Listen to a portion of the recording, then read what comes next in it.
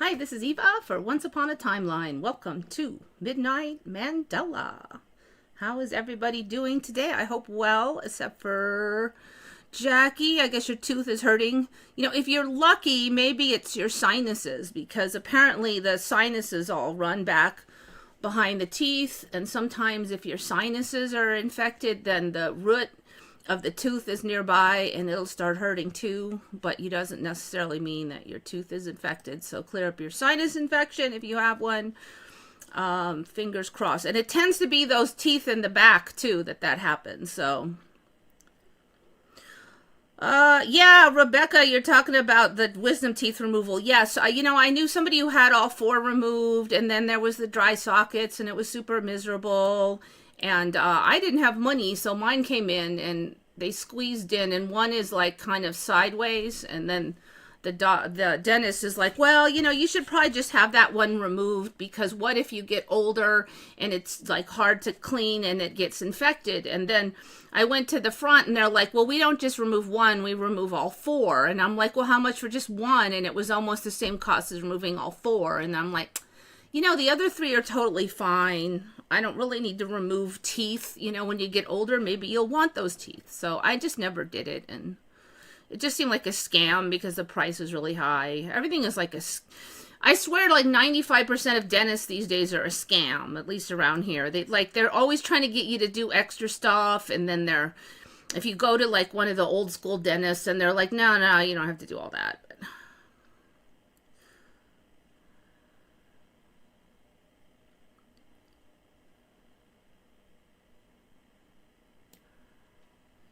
Yeah, I've got like super long roots on my teeth, so there was always problems with trying to get it anesthetized anyway. So yeah, I've had some toothaches, but every time I cleaned out my sinuses and then it went away. So yay! I think it was like an achy way in the back versus anything else, and so now I tend to assume that that's sinuses. I mean, at least it has been for me.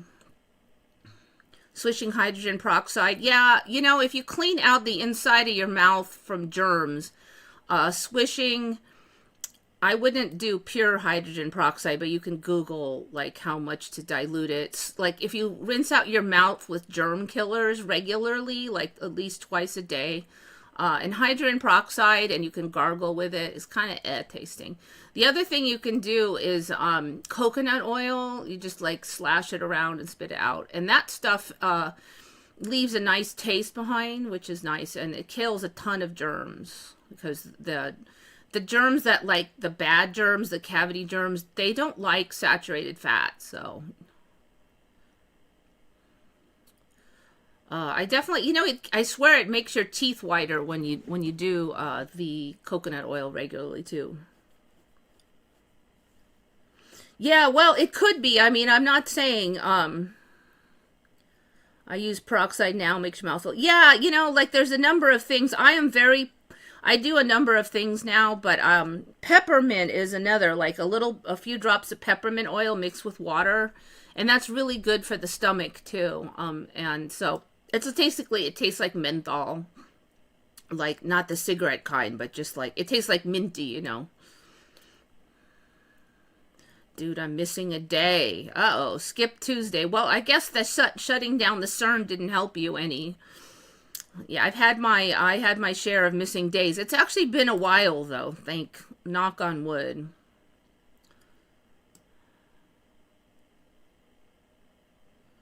Yep, lots of the old school cool in here today. All right, well, let's this might be a little bit morbid to start with.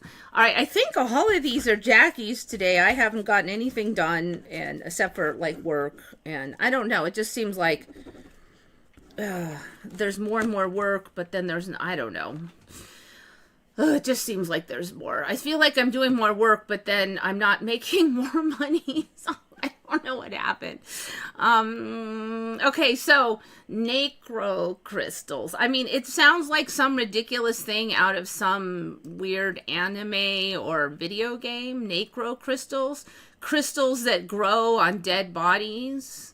So it's interesting because, okay, so one of them is called Vivianite, and So they, like, if you look it up, it says Vivianite is a necrocrystal. Necro. But then I looked up, like, well, what are the other necrocrystals? And then they're like, well, the best known one is Vivianite. Let me just see, are there others? Necrocrystals.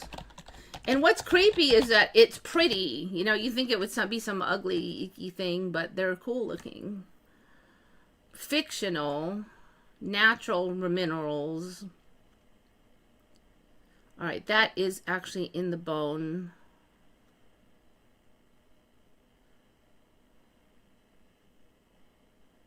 Oh, not fictional. All right, it looks like Vivianite's what we got so far, but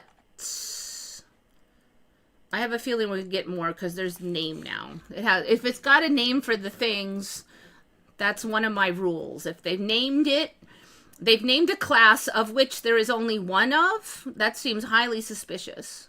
Wouldn't you just say it's Vivianite? You wouldn't say it's one of the necrocrystals when there is only one necrocrystal? All right, so the crystal, known for its beautiful and vividly colored structures, develops in iron-rich sedimentary deposits containing bones, decayed wood, and other organic remains, especially in clay and sandstone. Now, it can grow in other locations like hydrothermal vents, but apparently it's known for growing around corpses and stuff. Now, it's quite pretty, as you can see here. There is actually another one that is similar to, look, it's green and translucent, and it's super awesome. Is that it, actually? Let me see if that's, or is it just some crappy, did not grow on bodies. Okay, so, like I said, it can be found in other locations, so that's probably where they got that one from. Vivianite, so it's beautiful. Now, I have heard of Vivianite, but I had never heard of it being like a corpse crystal. I've never heard of that. So that's kind of crazy to me. I think we're going to get more of them, though. All right, so, and it's hard to grow on your own because it grows really slowly. So you could wait months and you'll have like that big a crystal. It was even found on that, what is that, Otzi, that famous corpse that was the big deal for being so well preserved, except for now we have a million others that are well preserved. Otzi.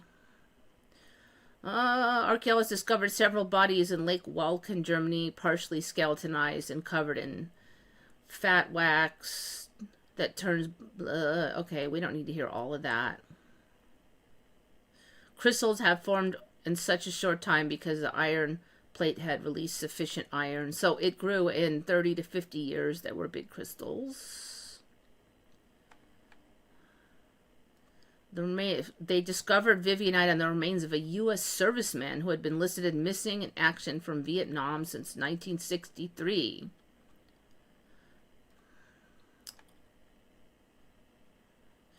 Vivianite was also found inside and outside the skin and in lung tissue of Otzi, the 5,300-year-old Iceman, discovered by German tourists in Otzal Alps, 1991. 1990, that's about right. Okay, I would say maybe.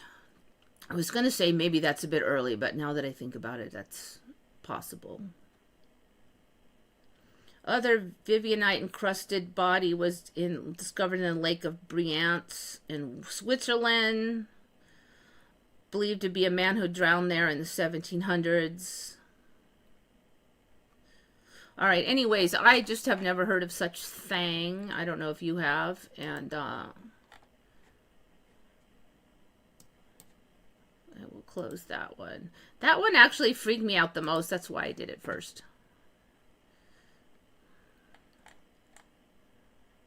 Vivianite.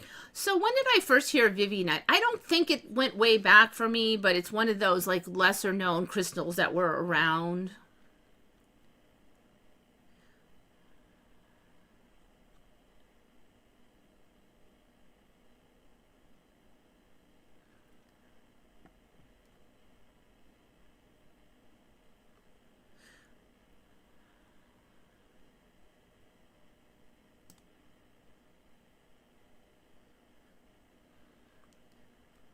Many faces of Mandela. Yep. Watching two shows simultaneous. That's interesting. I guess you could just watch us on the screen. You can get an idea of what's up. Although you may not know that that was a quartz crystal if you just looked at it. It just looks like a pretty shiny green crystal.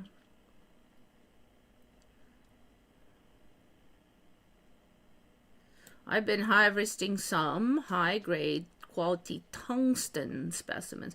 What do those look like? Tungsten crystals. Oh, interesting. Okay, so they look like that. That would be high grade for sure. Wait, that's platinum. That's not tungsten. Don't lie to me. Where is the tungsten? All right, let's go to Google because apparently this is too complicated for Brave browser. Oh, I swear, search engine, show me tungsten crystals. Oh, here's platinum. Here's a tungsten. All right, here we go.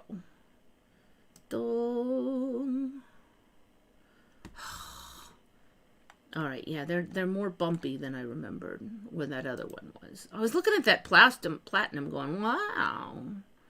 That, I don't think I've ever seen them that good. Tungsten. That's a nice one. Is that tungsten? I swear sometimes they just put the wrong images in and stuff anymore. Well, that one is nice. Maybe it's all cleaned up. So are yours all shiny and stuff, or are you going to have to, like, treat them with some cleaners and things?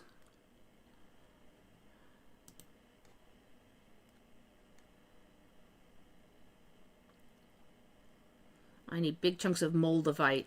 I don't buy moldavite because I swear 99% of it is fake. It's just too easy to fake. The prices have come way down, but it's all fake, so I just...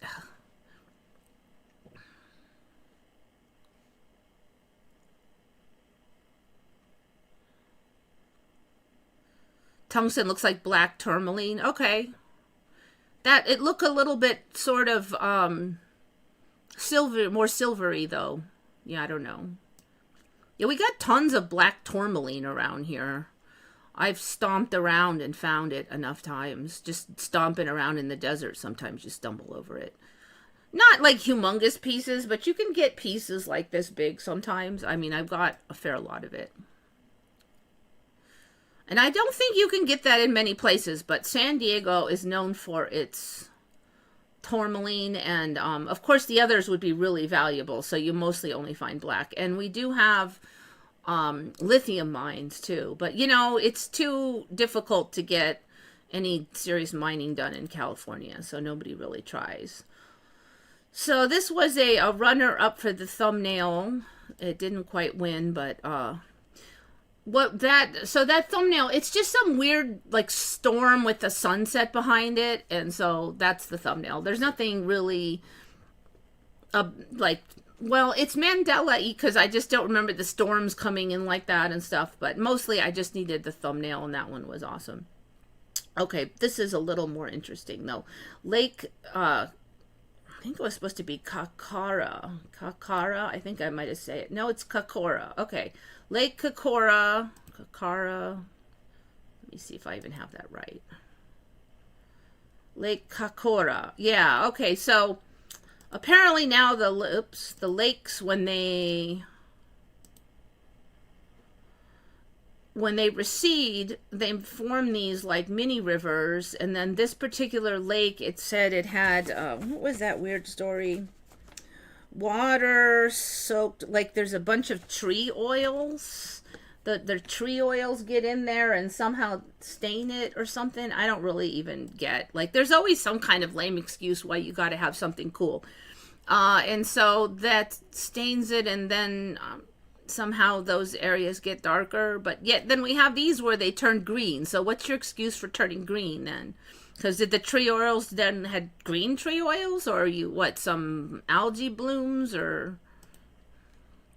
So there it is. Okay, so yeah, okay, I see. So there's no water here, and then there's these rivulets here, and then the rivulets, I guess, are stained by the tree oils, either green or black. Okay, there it is in black. There, oh, maybe that's just the watercolor there. I don't know, but no, that's definitely bright green. Changing color of the water makes every photograph different. Yeah, why is it green though? Okay, this is it draining into the sea. Actually, that's kind of cool looking too. All right. Okay, so this is the tree oils. What is this? Okay, now it's black, but the surrounding is green. All right, well, who knows? I'm sure that the narrative will come up with some excuse eventually. So that's cool. Lake Kakora. Was that in Australia? Brooms Head, Main Beach. Where is that again?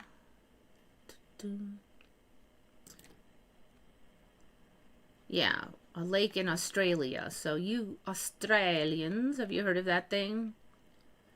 Taken by amateur photographer. It's through. Yeah, it is tricky because nowadays, well, it's so easy to have AI.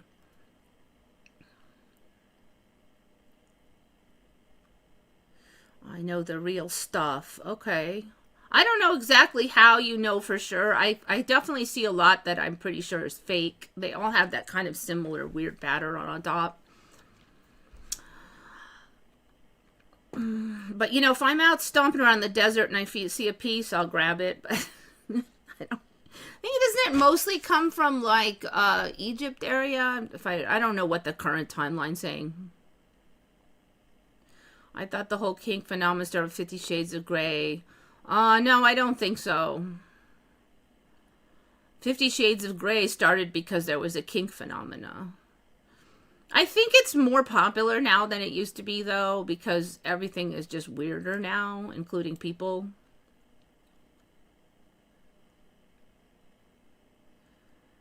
That watermelon tourmaline from the middle of mineshaft of San Jacinto. You know, so like there's a bunch of mines around here that used to, probably still has plenty of watermelon tourmaline in it, but so the problem with the tourmaline mines, I'm pretty sure this is common to them, but I know it is around here, is that it's like those pegmatites, and the pegmatites are like pockets of like the crystals, but then the rock around is kind of crumbly. It's not like a solid cave. So when you're mining, the collapse issue is huge, and it's expensive, and then you have to dig them out real carefully or you damage all the crystals. And then you can dig for like 100 years and not find any, or you could find one every 5 minutes, you know. So it's just like the cost of blasting now, and you know, the permits and everything from the California. So most of the mines, they just pretty much closed, and you can still do like hunting through the tailings, but then the tailings got picked over, so then they started importing like tourmaline scraps from other locations and throwing them in there and salting it and stuff. But in the day, you could find pieces that were pretty good. So tourmaline goes for a lot less around here because there's just a lot of it floating around. And so sometimes I would go to the shows, and I used to be able to get these bottles of little bitty pieces of tourmaline, just like beautiful watermelon tourmaline. I used to get those. I'd get a bottle of it for like $20, and then I'd resell it by the gram on my store. I haven't seen one in a while, but because people around here are like, yeah, what are you going to do with those little pieces? Water. So anybody doesn't know watermelon tourmaline, I'll show you.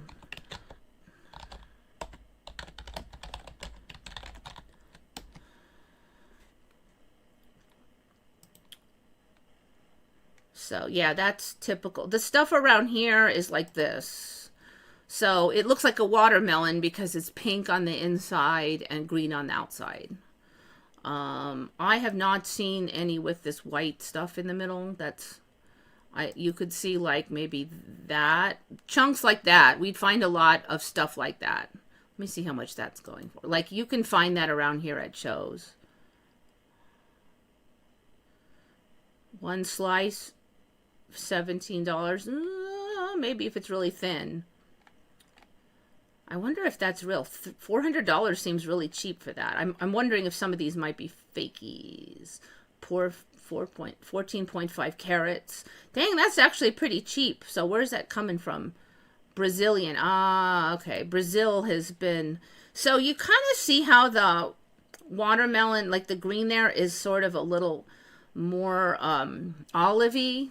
So that's the one thing I kind of notice about that. It's got a kind of a darker tinge to it than the ones I see around here. Now, who knows how that'll change, but... See, like $30 for that.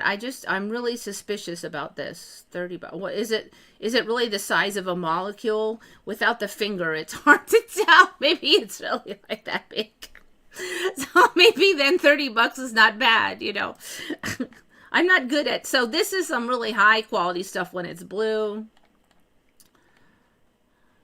See, that one, I don't know. I don't know. It's so bright. Maybe it's just like tiny. I don't know. That could be it. See, because I'll see ones that are this big around here. There is, I think, one active mine, but it's pretty much run by a bunch of meth heads who just dig all night after taking meth, and somehow none of them have gotten killed yet. At least not by mining accidents. I think one or two have met other fates, but it's neat stuff, the tourmaline. So a lot of the tourmaline we find is going to be like chunks, like, yeah. But even then, so like something like that, you can still polish it nice.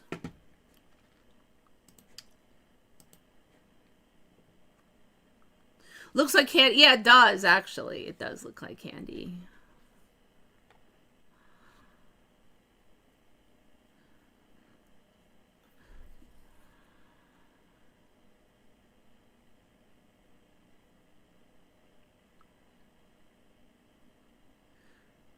I think in the past people just talked about their kinks less, and I do suspect that there were fewer, but it's harder to tell when it's not talked about as much, so I guess we'll never really know. In Southern California, the Venice canals of Venice Beach never existed. I was completely shocked when I saw overhead shots of those on a TV show. Yes, actually, that has been on this show. I have covered them extensively because I used to live in LA for, like 10 years or something, and I did go to Venice Beach a couple times. And so what I remember is I went to Venice Beach, and there was just this one stinky little slide, so like there's the beach, like the water, and then there was a little bit of beach, and then there was a little bit of like dirty sand that wasn't super good sand, like it was kind of mixed with dirt instead of just being pure sand. And then there was a canal that just went like right along there for like a block and then stopped, and it was just it would led to nowhere. There was nothing good around it. It was all dirty. And then there was a sign there saying that this guy had dreamed of making that area into like Venice, and he had this plan to cut these canals and put these waterways in, but he ran out of money, and all that ever got built was that one little stinky piece of canal that was totally like, I'm like, why is this even still here? Just fill it in because it's disgusting, but I'm like, well, maybe it's historical, but man, it was just a fly pit or something. That was it. There were no beautiful nothings. That wasn't like beautiful tree-lined canals or nothing. So when I saw that a few years ago, I was shocked. I'm telling you, I was shocked. Shocked. So those like Venice Canal things are showing up everywhere now. It's funny because they used to tell me that in 10 years Venice will be underwater because of global warming, and that was like 20 years ago. And instead of Venice being underwater, Venice is way bigger, and there's Venices everywhere. In fact, Amsterdam is like a sort of a Venice now. That's ironic that that's going to be on that. I have that for this show, that Amsterdam. I don't remember Amsterdam being on stilts.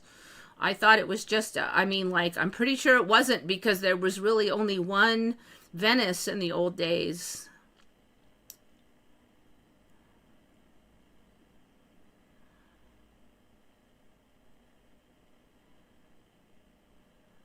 The mine is a private one that's family owned. They pellet huge crystals. Oh, okay.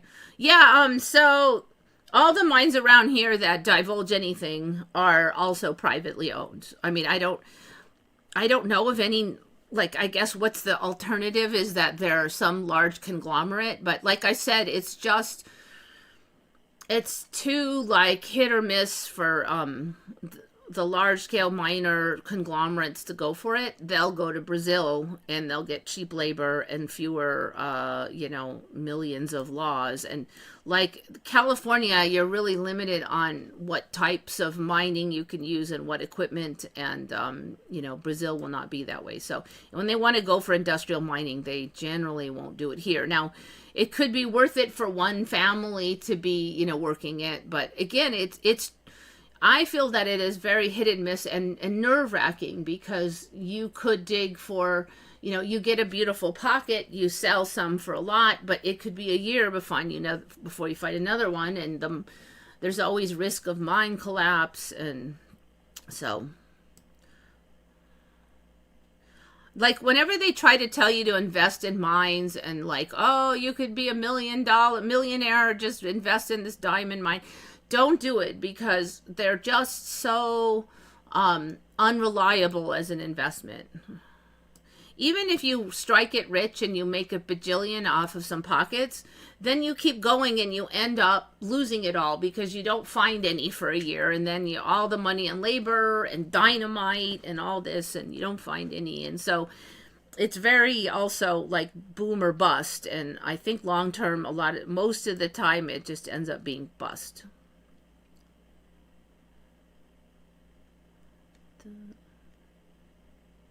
There's going to be 20 more cities on stilts. Yes, I definitely think so. Japanese killer wasp started in 2020. Yeah, somewhere around there. The murder hornets. I don't want to be on a plane for that long, but I want to go where DMT and salvia is legal. Okay, I mean, I think it's easier to just pay for illegal DMT and then suck it down and hide all the evidence. But that's just me. I don't think Australia is that strict on that stuff. I mean, like, for instance, if I got caught with DMT here, I don't think it's going to be like, I'm not going to be locked up for 100 years or anything. It's going to suck. But, there are definitely times when they're like, whatever, I'm not, they're not even going to bother you about the DMT because they don't really care. Now, if you had like meth or coke, they care about that more, but. All right, so Amsterdam. So apparently, let's see, where is it? So Jackie had this, and it's like, a lot of people think all of Venice or all of Amsterdam is floating, but really it's all on stilts. I'm like, what do you mean it's all floating? I've never heard of it all floating. I've never heard of it all on stilts. It's like, so apparently Amsterdam is all on stilts. And a lot of the old Amsterdam is on just old logs. And then they're like, oh, well, the mud has no oxygen, and so the logs just hold up as long as they're covered with water. Then, so you could be like, your building is sitting on 300-year-old log stilts, basically. And then the newer parts of Amsterdam, they use modern stilt technology instead of old logs. But it's just crazy to me that they're basically saying now, that all the old city is built on wooden poles, and because it's marshy and wet, and then there's rivers everywhere, and then the new city is built on let's see, and then there's like lots of canals and stuff. So it's basically Venice then, because it's built on stilts with a bajillion canals, built on wooden piles driven into the waterlogged soil. It's not only the canal sections, piles support street-side houses, civic buildings, and many structures all along the low-lying city where natural ground is too weak. All right, so Amsterdam, let's see. Built on, all right, it's calling it stilts. I saw a lot of places calling it pilings. The leading houses of Amsterdam. What the hell? I never even heard that either. Okay, so indicate the city's on a bit of a tilt. Many of the tall, skinny Amsterdam houses were on a distinct teeter. They lean every which way. Until I saw it for myself, I had no idea there were crooked houses in Amsterdam. Many buildings built on wooden stilts have foundation problems, which account for their squiffy appearance. I've never heard of that term, squiffy. Some tilt so far forward they look like in danger of collapse. The houses have very narrow, steep staircases.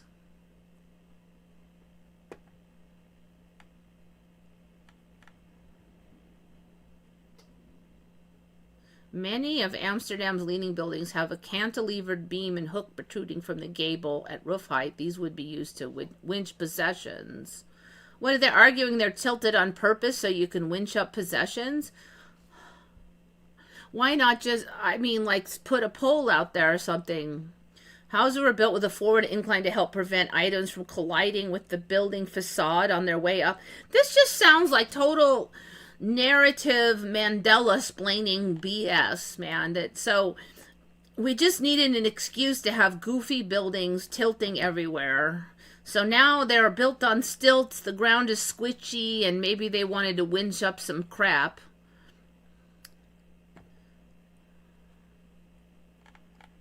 Why are they so narrow?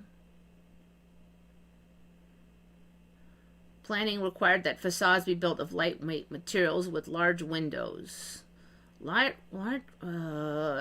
windows. I don't think that keeps the weight down, because if you have windows, then you have to have a really strong structure around the windows, and then glass is not lightweight either. So I don't see how windows is going to keep the weight down. Anyway, so apparently all these wiggly houses and stuff, see, like there, so it's canals and houses built on stilts, and they're tippy-tippy, and that's Amsterdam now. So it's Venice, basically. So there's the canal cruise.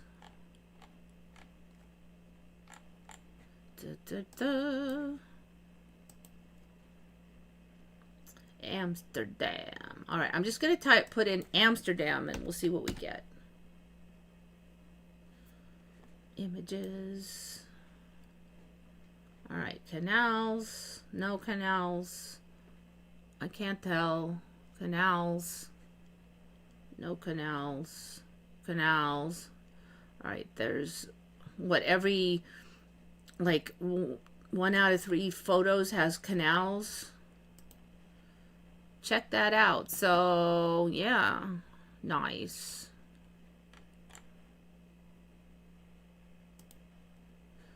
Yeah, so apparently these are all pretty much built on stilts. So what's weird is they were saying that they built it a little tippy because they tipped them forward so you could winch stuff up. But I see some of them are sideways tippy. So I think that has to be the stilts problem. What you do, just put a pile of weights on the other side. I'm going to like stack lead on the other side of my building. It's falling over. Ooh, maybe the one next to it will hold it up like dominoes. They're all stuck together, then they'll hold each other up like wedged in there. So yeah, there's definitely a ton of very Venice-y looking things going on in here.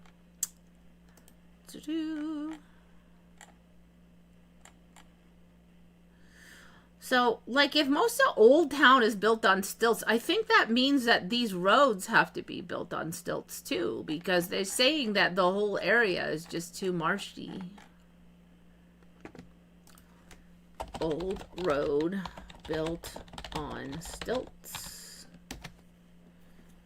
Dun, dun, dun, dun. Actually, wait, let me just look at that real quick. What is this? All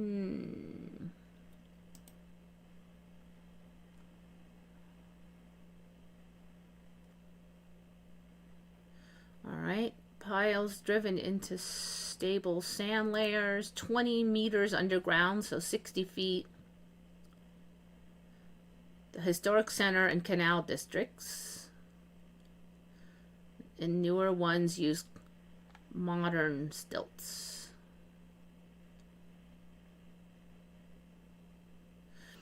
The shifting of these wooden piles plus the tax laws contribute to the iconic leaning and crooked appearance of many historic. Have you any of you ever heard of this iconic leaning of the? All right, so I guess here's one of them that's iconically leaning. Doink. All right, that doesn't really tell you too much, but like, see, this one is way off to the side here. And it looks like that one tilts with it, and then this one is straight, and then, yeah. It's been put into the timeline. Let's see. Try to see if I see any more tippy ones. Okay, so that one's way off that way, and that one's way off that way. All right, you can definitely see this guy is not aligned with that one. And this one also is tipped, and then that one compared to that one. So, yeah. You know, the more this goes on, the more I just feel alien in this land, because now all the time, well, the famous this and the iconic that, and I'm like, I have never heard of any of this stuff. I've not heard of these iconic tipping buildings. I have not heard of the rumor that it's all floating, but actually it's all on stilts. I haven't heard of any of the above. It's like I'm 100 timelines away from my original timeline now that I've gone through truths, so many different truths that then became myths, and none of it even was a whiff of a rumor on my old timeline. It's craziness. Did we do blue lady beetle? So I did those beetles that are all metallic already. Like there's the gold one and the metallic blue one and the metallic silver one. And there's a million of those now, bugs like that. But I've definitely done the beetles.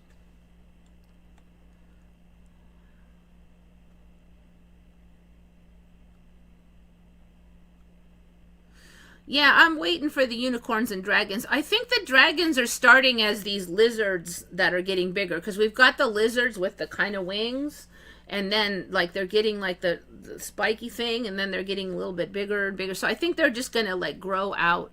And then we've got some animals that can shoot like a chemical substance that is like rather fiery. So it's, but that's like mostly insects, but it's developing into the timeline. So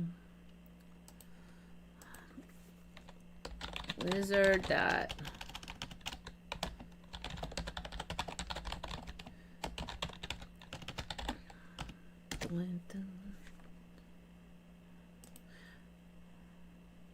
all right, well, I didn't have these. I certainly did not have those. So this thing is a new addition right here, okay? Like very recently, I saw ones that had some back along the back, but now they've got this big tail unit. Okay, what is this thing? A sail fin lizard, Hydrosaurus. It's got purple.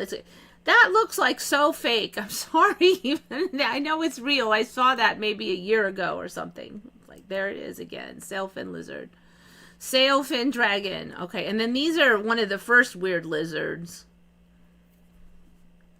Armadillo gilded lizard. What is that? That was not what it was called. Those are called that. Is that even real? Oh, this is a subreddit. Lizards that look like dragons. Okay. Okay. Okay. All right. Then there's this one that has the wings. So when I first saw them, the wings were attached to the legs. But then suddenly the legs were loose and the wings were just out there. So that's one of the ways that these grow. So these things like sail along the winds. They jump out of a tree. Ooh, that's a noose pattern. I have not seen this one. These are, I think, and they're even called Dracos. Yeah, Draco volans. Look at all the different colors. So, well, this one's still got it attached to the legs. That's interesting, I think. But this one, I believe those legs are free. All right, so we've got different versions of them now. That one has the legs free. Yeah, see, that one looks like it's attached. I don't know. I'm not sure. Maybe the legs are here. Maybe I was wrong. There's another pattern of them. So we're getting all the different colors of dragons.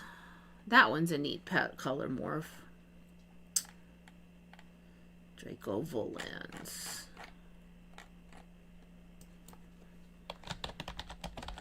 So unicorns, that's pretty easy because I believe we already have the tech. I have seen that if they said that if they take the horn bud out of one animal, they can transplant it to another. So I'm gonna bet that it is possible to transplant the horn.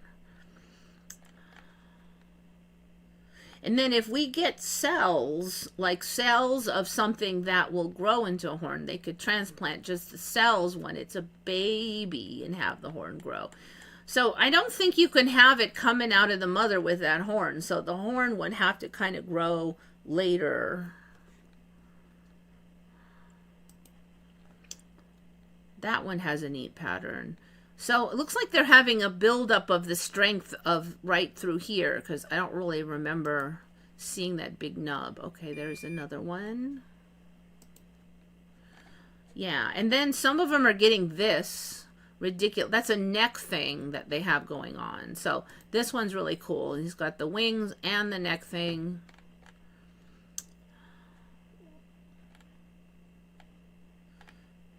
All right, that obviously isn't a real one, but do we have something that actually looks like that?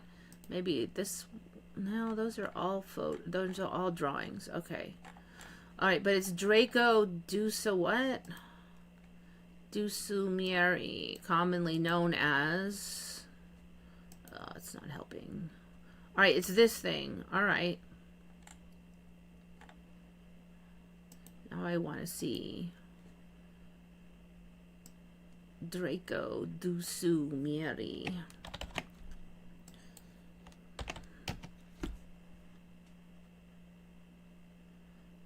Okay, that's this thing. All right.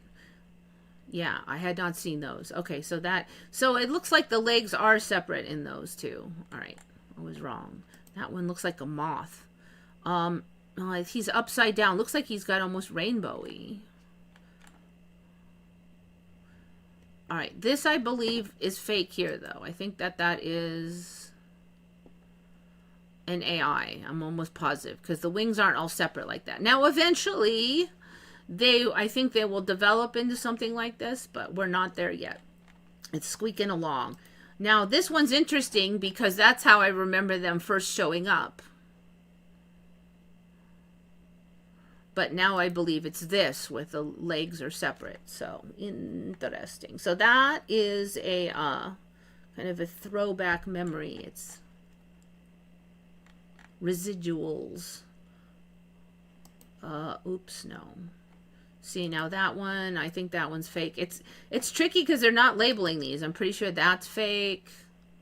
You can see the difference, but I don't know how much longer I'm going to be able to tell. For now, I can still kind of do it.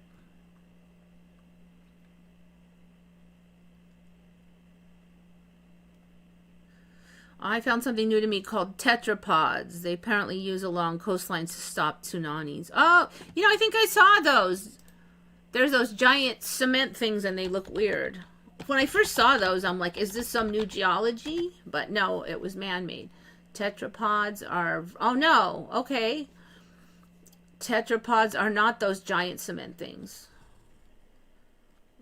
Tetrapods. Tetrapods, erosion. Let me see if... Okay, yes, it is the thing I thought it was. All right. You know what's interesting is, like, you just said that, and I immediately thought of these, even though I did not know the name of these when I saw it. Like, I saw these, and I'm like, oh, they must be for erosion. I did not know they were called tetrapods. You said tetrapods, and the minute I heard the word, I'm like, oh, it's those cement things. This is kind of what I mean by how, like, the new stuff shows up, and somehow it's extra easy to learn. Like, the logic leap I just made to get those when, you know... That was a lot, but I just noticed that when new stuff comes, it sticks in your head really easily. And then the old stuff gets hard to remember, which kind of sucks. All right, so yes, tetrapods. I have not seen these until maybe the last year, these things.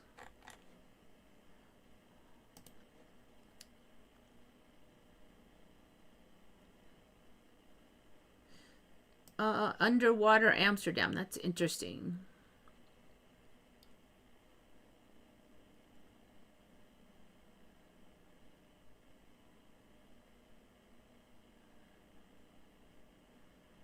All right, we'll check out blue ladybug. So it's actually a ladybug, huh? Oh, yeah, it is a... Okay.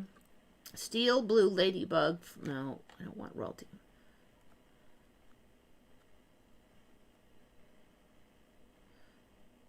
Lady beetle.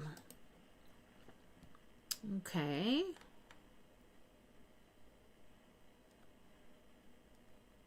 So yeah, the reason that one's interesting is we've done ladybugs before. I'm pretty sure there wasn't a metallic blue one.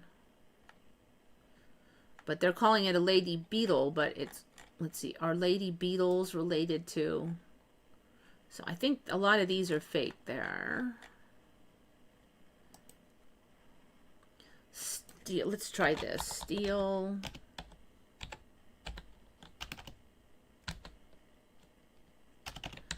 Steel, no. Steel, blue, lady beetle. All right, let's see what we get. Okay, so they're... I will kind of guess that they might get more bluey with time. They're sliding in right now with... And they don't want to get too crazy when they first show up. All right. But it doesn't really have the spots and stuff, so it's a little bit less shocking than you might think. Still. All these metallic... See, I think they... Is that even red? I don't think that's real. Maybe it is. I don't know. This is tough. Blue lady goes, do they exist? My investigations into purple ladybugs. Purple ladybugs. I don't see any images.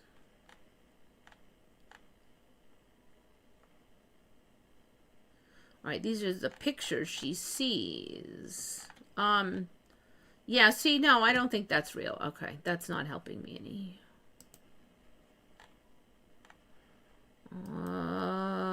I don't think that's the same guy. He's a long, skinnier one. Longer. See, everything is metallic now. So, what was it that around here, there was some bug that was never had a metallic on it, and now it does. It's like, in fact, one of the things I sell, okay,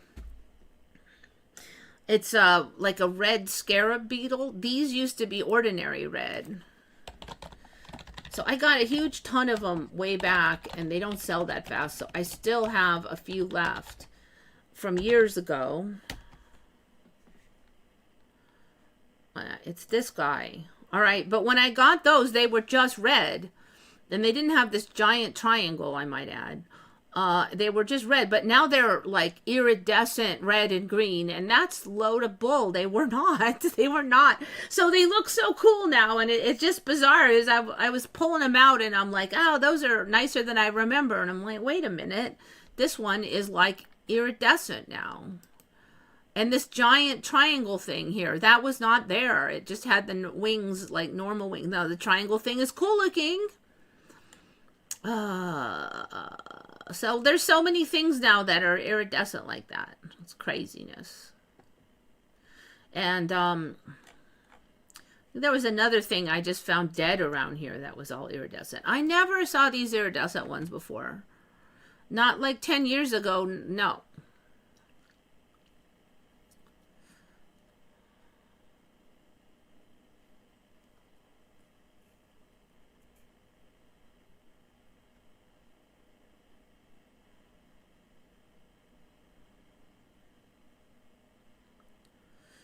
Yeah, I don't know. There's been like so many. I've definitely covered that weird shape, and then some iridescent or metallic ones of that shape. And I've definitely covered metallic blue ones. I'm just not 100% if I covered that exact one.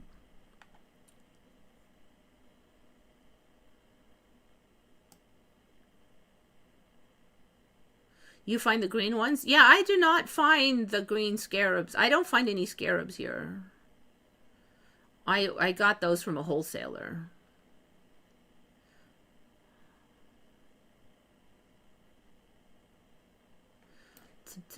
All right, so we did that.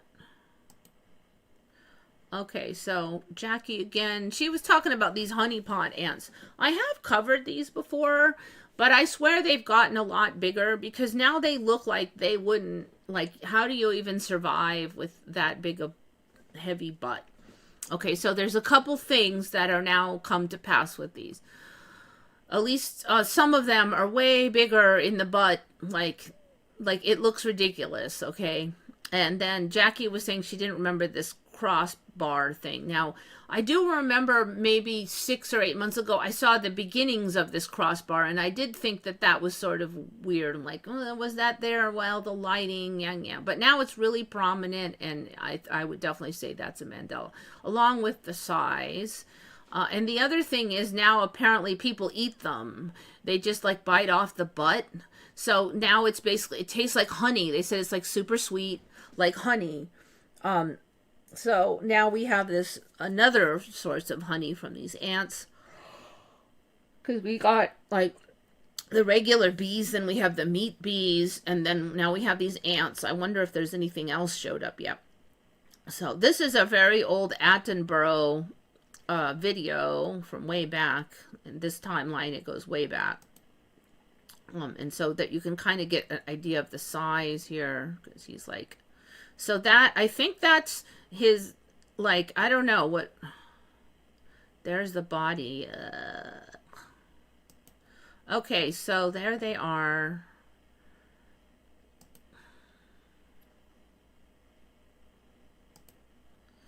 I don't know, that might be, is that the rest of it, or is that a different creature? I'm not even sure. Okay, and then here he eats one. Boink. So you can get an idea of the size. I don't have to show you him chomping it. Basically, he chomps that, and he said it's really sweet. I'm not going to make you watch it. I mean, that video is kind of gross where he's like...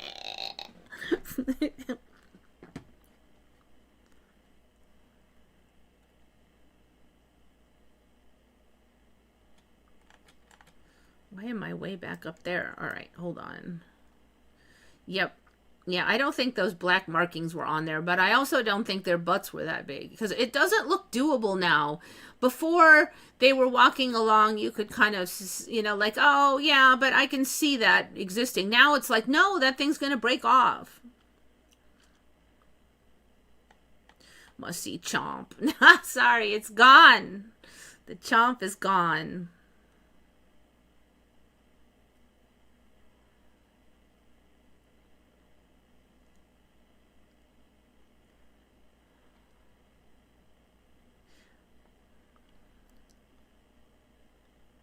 What? Chinese scientists have discovered the secret ingredient to treating a rare eye cancer. Pig. Stuff. I'm going to type that in. I don't know. I'm afraid to see what I'll get. All right. I'm definitely not going to look at images. All right. All right. Okay. We're not going to go on images. We'll just go to written. Of course, it's going to show images anyway. The pig shaky shakes. Led by user have developed pig white stuff derived exosomes. You know, exosomes is a thing. I even heard about exosomes until like the lockdowns, and they're like, oh, they said this is germs, but actually it's just exosomes. And I'm like, what's an exosome? And they're like, oh, exosomes are something that the cell spits out to like talk to other cells or something, last I checked. And I'm like, what the F is that? And now it's exosomes. Everything's exosomes. I should know when something shows up, it's gonna like go everywhere. What the heck is this?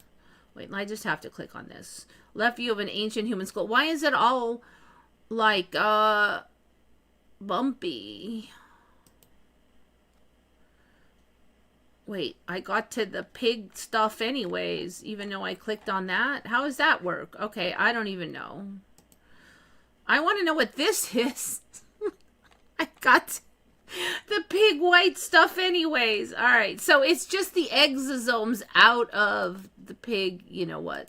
All right, hold on. I want to know what that goofy skull is, though. It's bugging me. If I just go to, no, images. Now it's gone. That skull's going to show back up, I bet you. It's going to show back up in the timeline. This is its early visitation. The liver cancer treatment. Okay, so what are they like? They're cultivating something inside the pig, and then they're using the exosomes to do it. All right. No, I'm not paying money. You got to be kidding. Pig-derived exosomes engineered into eye drops capable of penetrating may hold the key to... It sounds like it's just like engineered.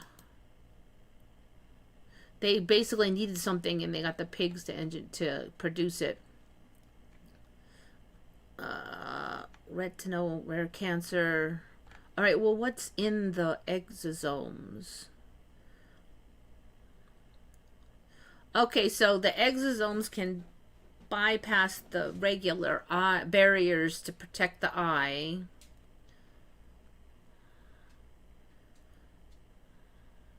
Small pouch-like organelles that are secreted from cells carrying various substances. Looks like they're packaging the drug into the exosomes. And the problem with treating the eye is that it's hard to get the drug in there.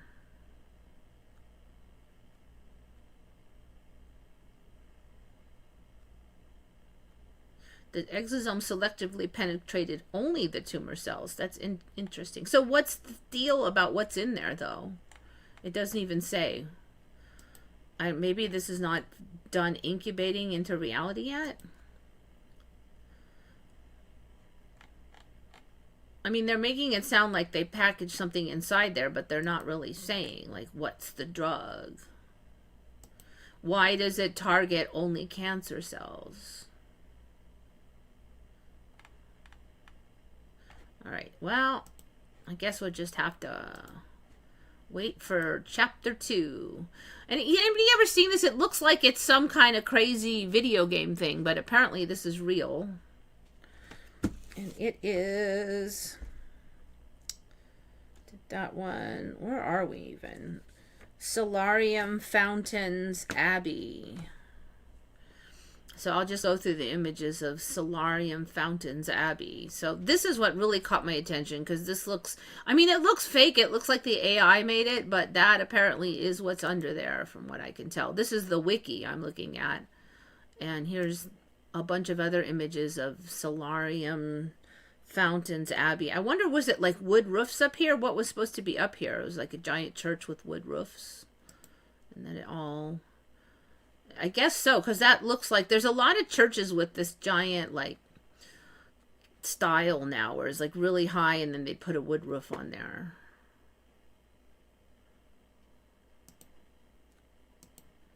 It's impressive that it's still standing. I've never even heard of this thing before. Okay, there's that and that. But inns, oops, that's not what we wanted. No. There we go. There's the layout. I don't know why that's there. I think it's here, but I don't even know what this is. What am I looking at? LiDAR. Oh, okay, LiDAR. Okay. So what, are they saying there's more stuff in here or what? I don't even know. I don't know how to look at LiDAR. That's that side building. You know what's interesting is there's only one image of the really cool part, which is these. Okay, two images. So they lit these with different colors, but you would think that there would be a lot of images of these. And I bet you that these are going to grow like a lot of the other weird stuff has. There'll be more and more and more of it. All right, so Solarium, Fountains Abbey, not too shabby. I don't know about you guys, but I was like super sleepy today. It's weird. I did like all the stuff I usually do to not be sleepy. And I made sure all my nutrients are up to date. I'm not low on anything as far as I know. At least of all the stuff I know already. And I'm still pretty sleepy. Now, sometimes I'm sleepy because I didn't do all the things. But I did all the things today. So I don't know what's up. I don't even feel sick or bad. I just feel sleepy.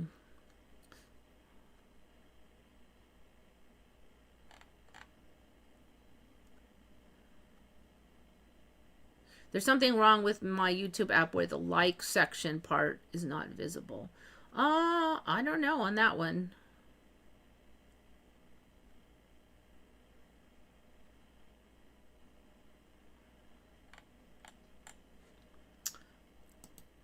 All right, well, we got that one's done. All right, now on a less pleasant note, apparently the transmissible cancer motif narrative is expanding.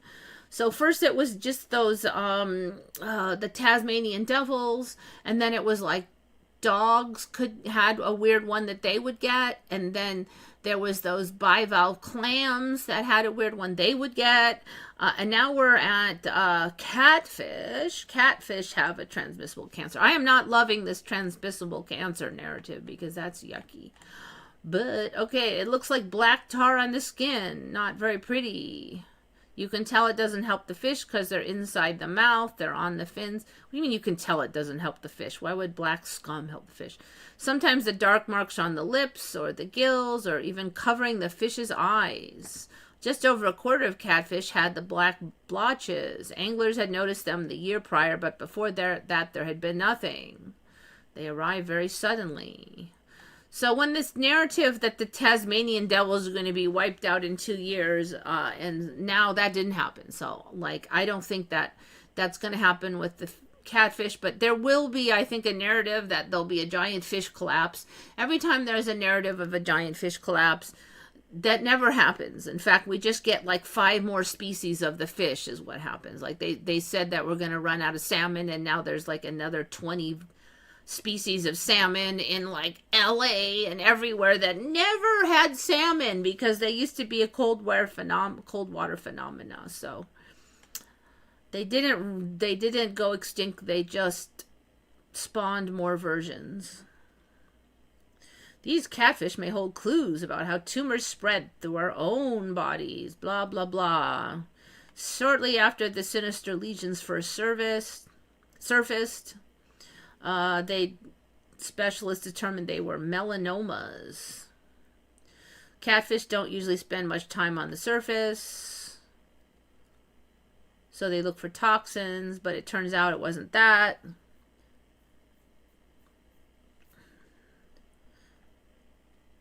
She started to look to see if there was a virus responsible for the cancers, but she found no evidence. So then she just genome sequenced them, and they found that all of the cancers had this like similar genome. So it's actually the cancer itself that is the virus. It's like it spreads. It's contagious, basically, contagious tumors. These tumors were very different from the host fish as far as the DNA, which is not what we expected or what anyone would expect. Well, expect it now, sister. And the cancer DNAs resemble each other a lot. So, the cancer with a life of its own. Okay, so that's gross enough. Where was this even happening at? Vermont. Okay, so there's contagious yuckiness on the catfish in Vermont. That's not good. All right, that was just this month. But it's starting to sneak into the human storyline, because now we have surgeon develops tumor after patient's malignant fibrohistiocytoma surgery. The 1996 case describes how a surgeon developed a malignant tumor on his hand after conducting an operation to remove a malignant fibrous histiocytoma from a patient. Now, I believe they said he like cut his hand a little bit, so like maybe he was using the scalpel and it cut through the glove, and then like a couple of molecules of tumor got on there. And then apparently 5 months later, he developed a tumor right there where he had got the cut. And they revealed that it was also a fibrous histiocytoma. They cut it out and it was gone. No evidence of metastases. So maybe they cut it out fast enough.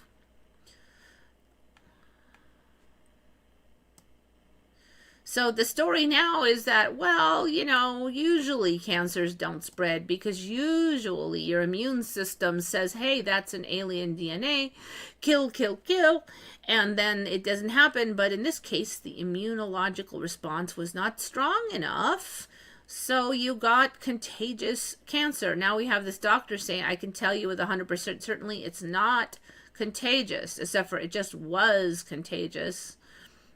And you can also get it from organ transplants. That's a little bit different because you're transplanting a whole living organ that might have cancer into you. But this is a situation where just the cancer, a couple of molecules of the cancer was enough to give him cancer. I do not like this narrative. The only thing I can say that could be good is if they try to say cancer is contagious, and if they also find that means it's easier to get rid of it, then it would be a good narrative. So I will vote for that narrative only if I get something out of it. There's an interesting rule in London called ancient lights. If a building's window has been receiving light from the same spot for more than 20 years, no construction that blocks that light is permitted around it. That's not a bad deal. I mean, it's pretty fair, because otherwise you might have a beautiful view and then suddenly there'll be a giant wall because some big rich dude bought the lot next to you.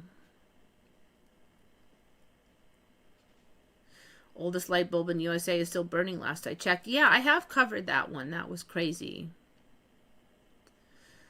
Bunch of monks built that with hammers, chisels, and ropes, did they? I know. I'm still waiting to see how this Tartaria spins out thing. You know, if it means that we'll get free energy from a metal pokey thing on a tall roof, then I'm all for it. So I can go for the free energy. All we have to know is how to do it. So everybody vote for the free energy metal things on the roof. Woohoo!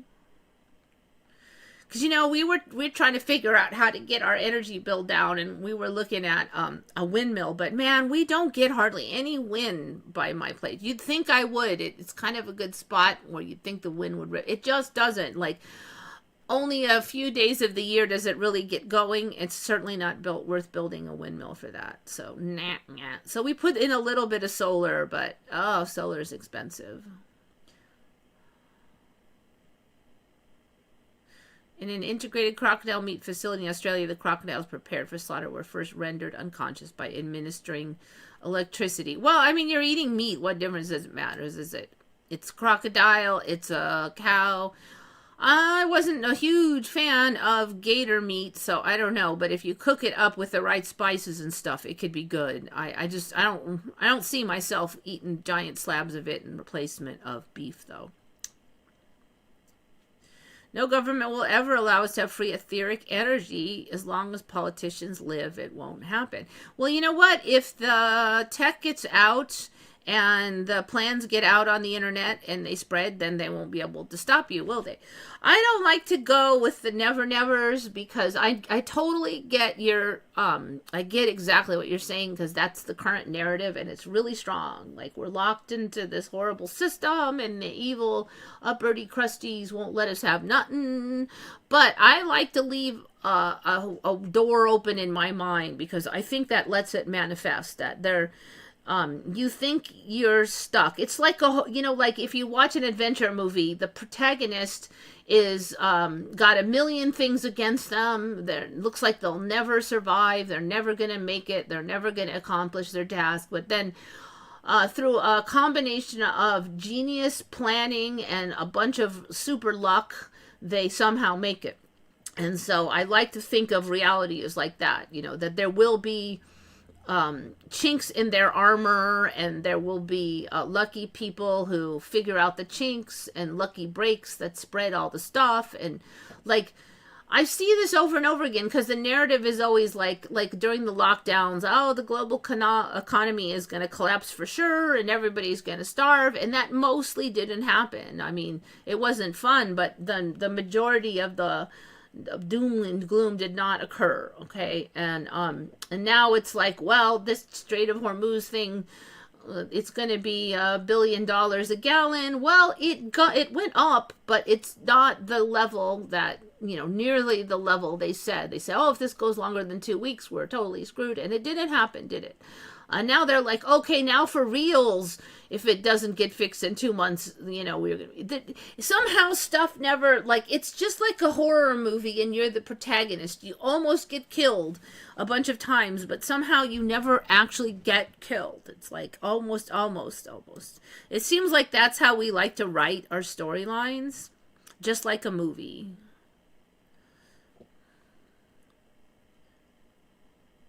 I don't think I was born evil. Yeah, I don't know. That's a whole tricky thing. Like, I've been spending time thinking about that. Like, are humans evil? Are humans unnatural? And, well, maybe it depends on the human. But one thing I do notice is that almost all humans, if you want to get them to do something evil, you have to couch it in a narrative of goodness, or they won't do it. Like, you can't just say, oh, let's just go around and kill a bunch of people. Like 99% of people are like, no, that's bad. I don't want to do that. But if you say, like, if you convince them for years that that other guy over there is planning to kill us, he hates us. Inside his house, he is making weapons. He has a map to your house. He's planning to come over here. You better get your shotguns, you get ready. If he knocks on the door, you better blow his head off because he's after you. Now, if you got that whole narrative planted in there, then they might think of shooting that guy if he shows up at their door, right? Now, he might actually just be coming over asking for a cup of sugar, like we would have done in the old days. But you have been told all this stuff, right? And so, say you have a fender bender with him. Well, you were told that he's trying to demolish your car to prevent you from escaping the evil attack that he has planned, blah, blah, blah. Now, I feel like that's kind of how they get us to do bad stuff. They tell us about other races, other countries, that's how they get you to vote for a lot of this nasty stuff, is like with the whole narrative. If we were truly evil, you wouldn't need to do all of that brainwashing narrative stuff. You could just say, hey, that guy got oil and we want it, so let's kill them all. You could just say that and everybody go, okay, good idea. We want the oil. Let's kill them all. But you can't do that. People won't vote for it. At least not in my lifetime up till now. You have to couch it in some kind of goodness for most people, which tells me that most people are more good than bad. That's what it tells me. Not saying we're all angels, but So the problem then is maybe more about truth, knowing the truth, who's lying, who's telling the truth.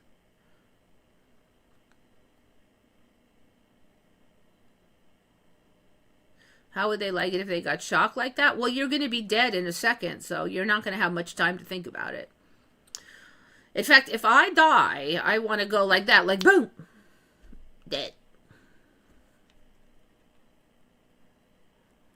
I mean, how else are you going to kill something? You can electrify them, you're going to put a bullet in their head? I am not sure you die faster that way. Cut off the head? No, the head actually continues to live for a while, it looks like. At least in the current timeline.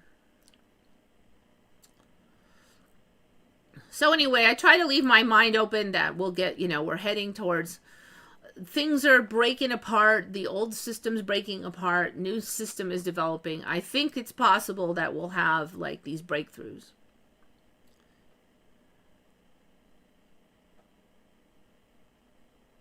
They put animals down humanely. You think so? How do you think they put animals down? Conscious and outside the brain. Yes, but I mean, like, once you're out the body, like zap and you're out, then you don't feel the pain of the body because you ain't in there no more. So that's why I want it to be quick. Gas? I don't think they gas animals. They usually, I think like cows, they usually just put a bolt through the head. I think chickens, they cut off the head. I don't know anybody using gas. It's expensive. It'll probably contaminate the meat. I mean, you can't put toxic gas on something you're going to eat.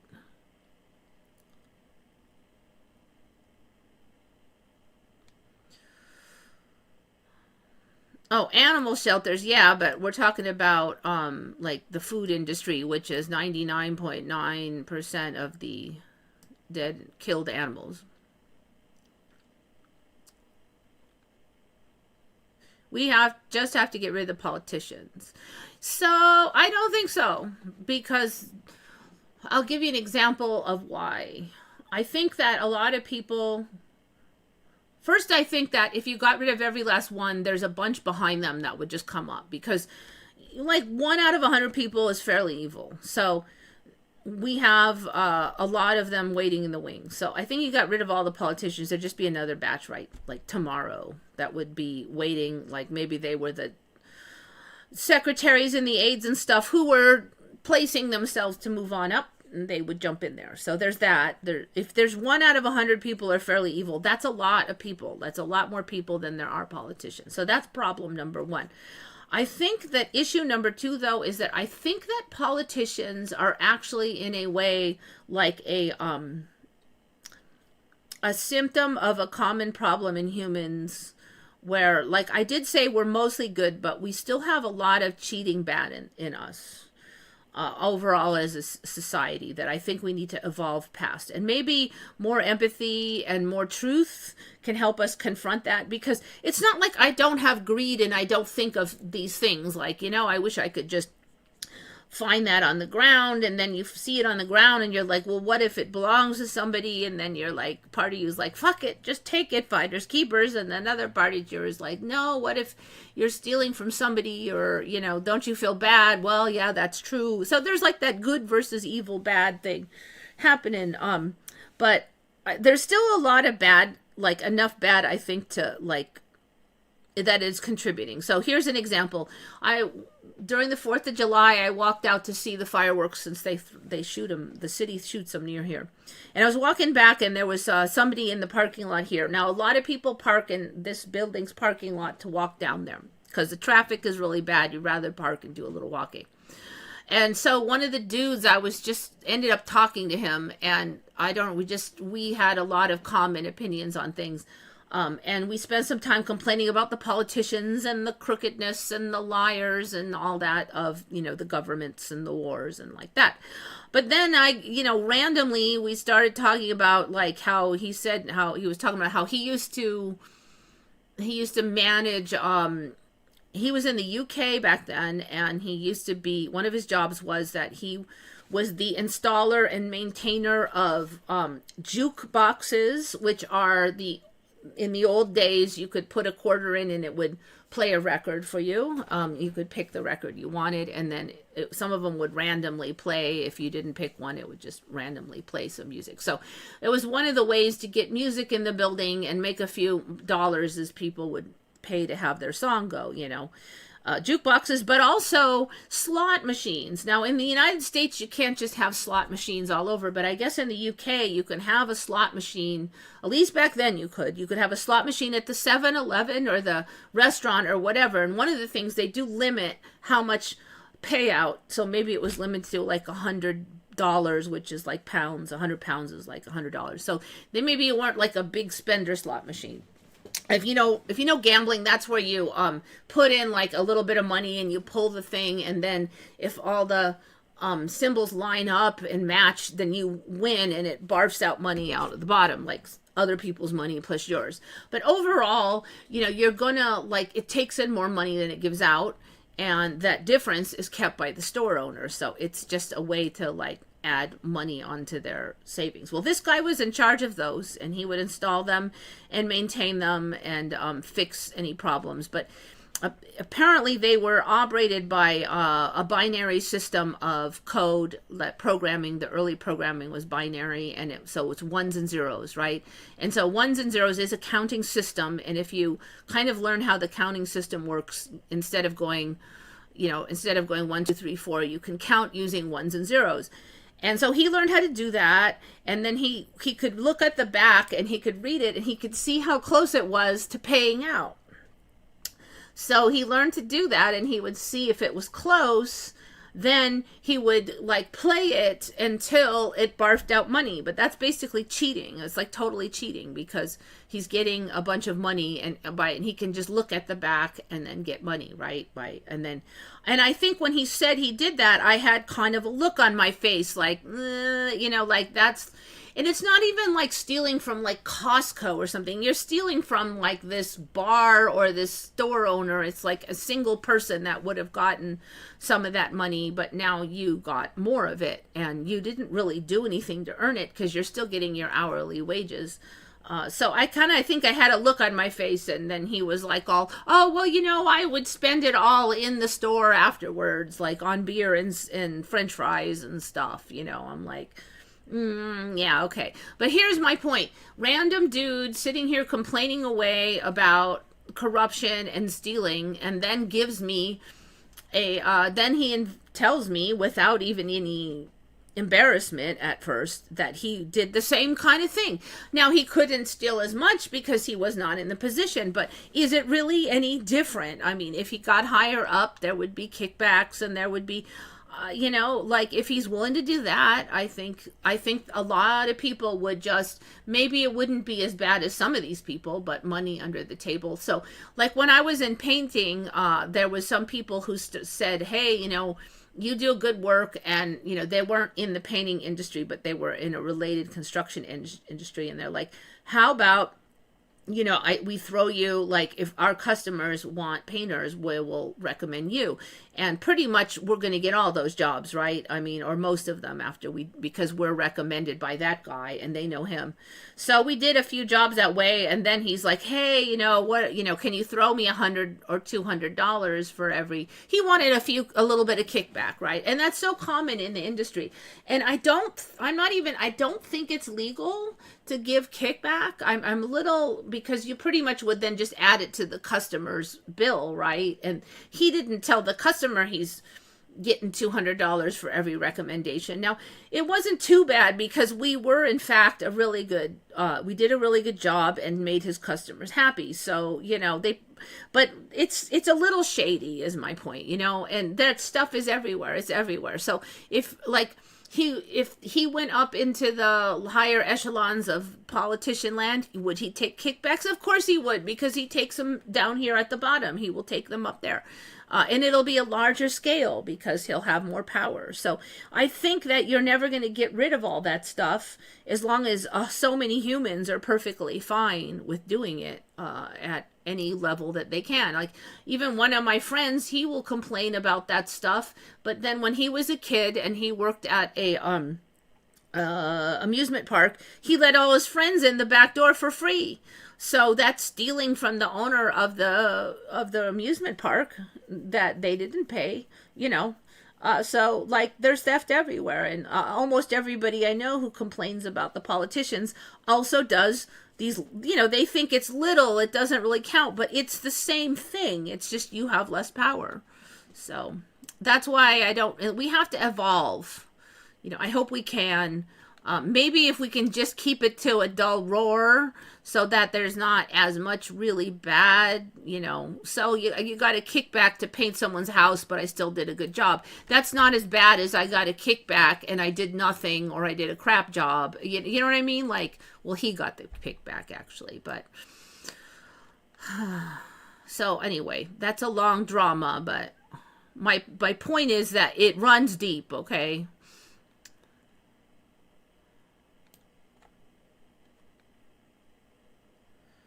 I don't think we're talking about food meat. I thought that they were talking about the gators being food meat. Well, you don't even have. You got a big gator problem in Australia? Let's see, you had the freshwaters. I don't remember alligators. I guess it's what, crocs?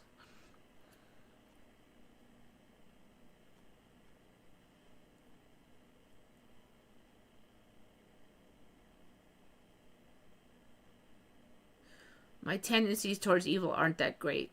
Yeah, I mean, but I'm not saying it's everybody, but I'm saying it's a lot of people. A lot of people. People you might think are pretty good overall. They don't mean any real serious harm. But yeah, they'll take kickbacks. There's things they'll do. They'll steal money.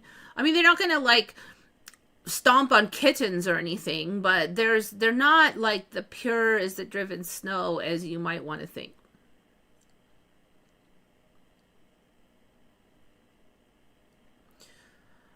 So that's, it's not cut and dry. Are they bad? Like I said, they're not stomping kittens, but they will do like kind of, some bad things. So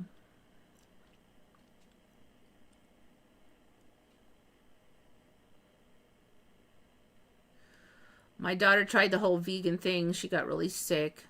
It's tricky. If you're going to do the vegan thing, you better at least be taking B vitamins and stuff. The other issue is some people just don't get like iron very well from vegetables, so they better take iron pills.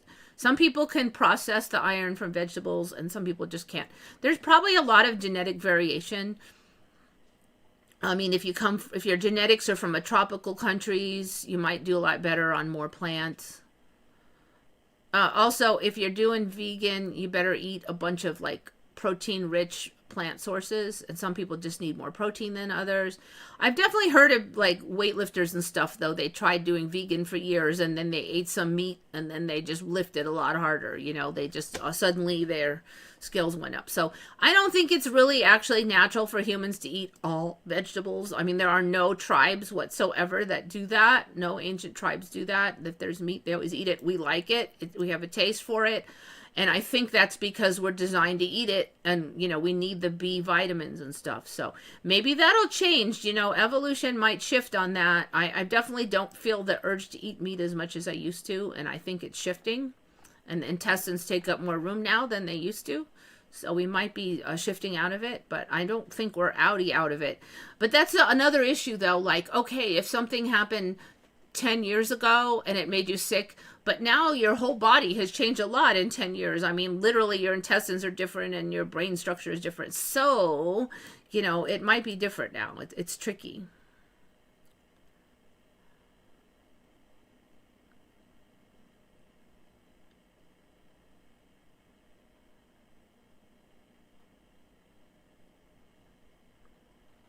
I've never even gotten a tip. Well, isn't it standard to tip in the restaurant industry? I mean, if they're serving you.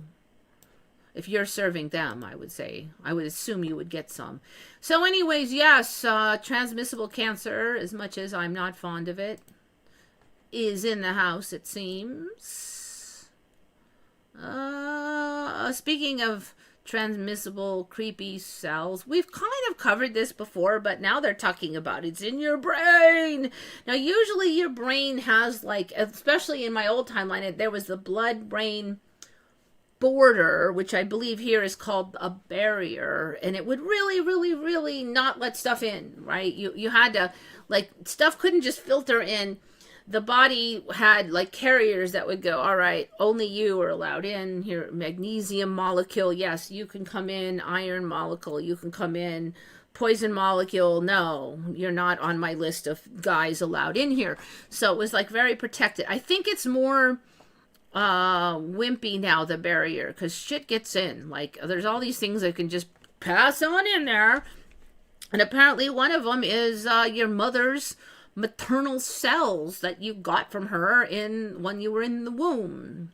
Maternal cells infiltrate children's brains during pregnancy, take on different jobs in the brain, and may persist into old age. So here's the upgrade to the narrative: take on different jobs in the brain. Now, they don't even say what these jobs are. What are they effing doing in there? So before, they just say these cells were flopping around. Right now, ooh, they're doing work in your brain. Different jobs. Like, what jobs? What are they doing in there? You know, it's creepy. I'm sorry. It's like, I don't think I want my mother's cells in my brain. I don't trust them. Microchimerism is what it's called. So we got a word for it.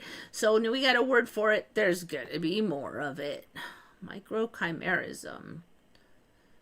Found evidence of maternal microchimerism in infancy and in blood samples. And they're saying that these cells can stick around for decades. They don't even know how long.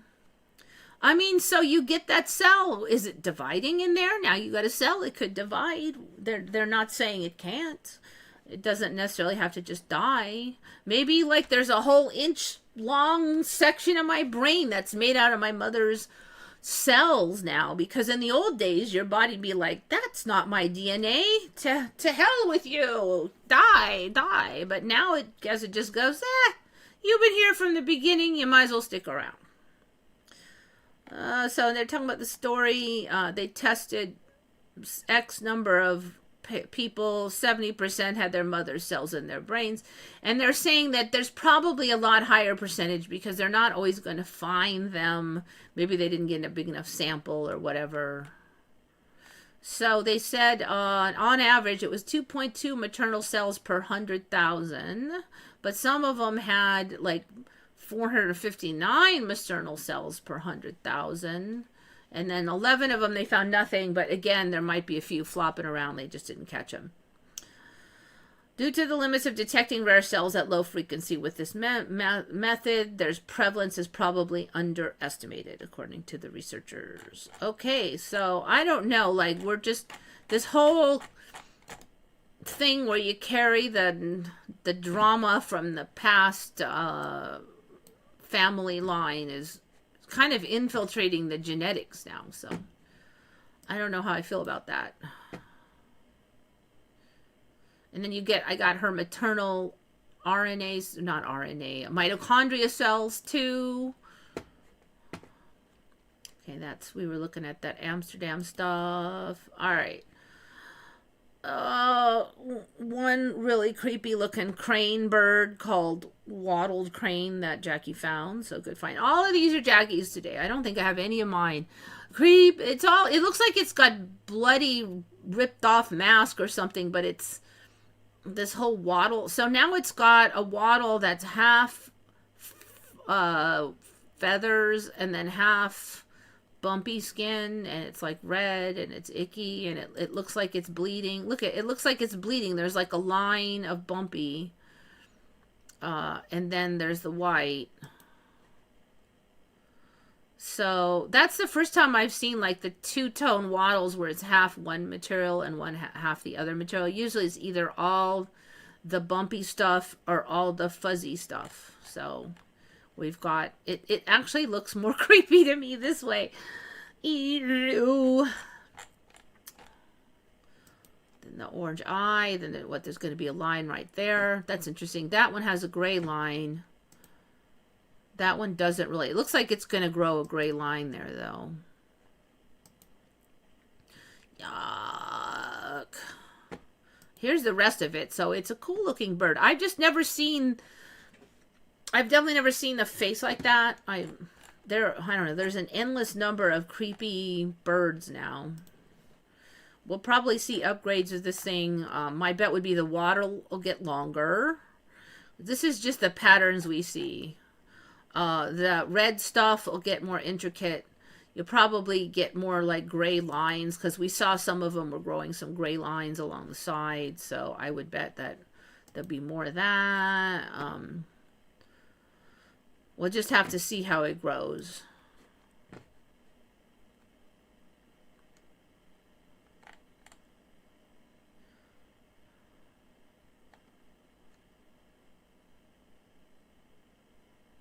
It's not a thing. Oh, okay, yeah, for people in Australia, but I'm talking about people in the USA. I think it's easier if you don't have, like just have a set amount and pay it than like, oh, how much do I tip? This tip thing has just like been a toxin that keeps growing because used to be, okay, you get good service, you leave an extra dollar or something. It wasn't that bad. And it was like about 10%. So, it was a $5 item. Here's 50 cents. A $10, here's $1. That's not that much. But then it was 10 to 15%. Well, if they're really good, you can give 15%. And then, now it's 15 to 20%. Now it's 20 to 25%. I'm like, come on. It's starting to really add up. And food is so much more expensive now. It's like, oh, I don't even want to go out, It's just,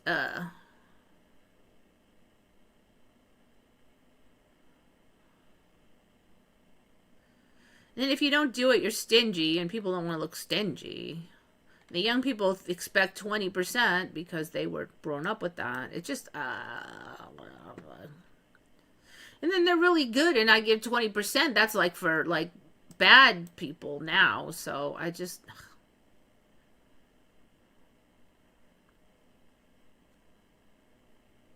If you travel to the limits of knowledge, you can find new knowledge. That's a good saying. I like it. And I think there was some other version I heard from some famous entrepreneur. You have to wonder, if he even said that because sometimes it's falsely attributed. But it was something like, if you're not sure, like how to get there, go as far as you can and then look around because you'll have a better view once you get that, you get closer. So it was something like that, but said much better. And I find that's true, just like gather as much as you can together as knowledge, and, once you'll learn some stuff from that, and then you'll have a better idea to where to go from there.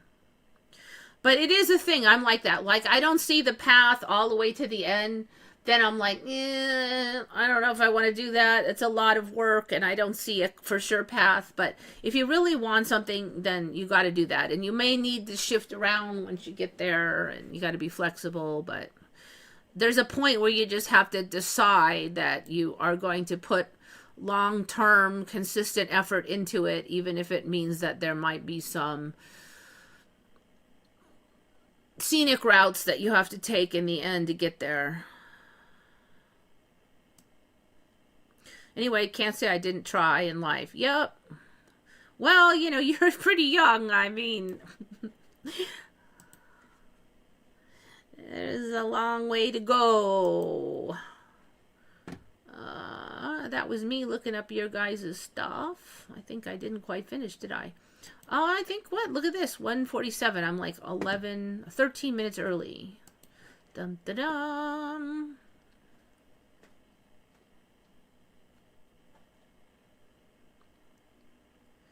Did I get around to watching Severance? No, I didn't. I'm lucky if I can watch one movie. And I did watch one. It was pretty good. It was, what do you call that one? Oh, somebody else picked it. It was the one where this dude wakes up in space and he didn't know how, in a ship, and he didn't know how he got there. And his two cohorts died in transit because they were put into a coma, like a medically induced coma, in order to like not have to eat a bunch of food and stuff en route. And so he gets there, he is woken up, and the other two are dead, and he can't remember why he's there. And then slowly he pieces it together, and he meets an alien, and it was pretty good. I mean, it wasn't my favorite one ever, but it was worth watching. What is that thing called? Oh, it got really good on Rotten Tomatoes too. Well, if I ever get rich, I'll send you money so you can do more time to do what you want. Yeah, that's kind of the thing lately. I feel like the days used to be so long. You could work 8 hours and then come home and do hobbies. And I just can't get it done anymore. I mean, I used to troll Reddit and then I would do more video stuff and I would play sports. And I'm like, now there's no time to do any of that stuff. It's just ridiculous.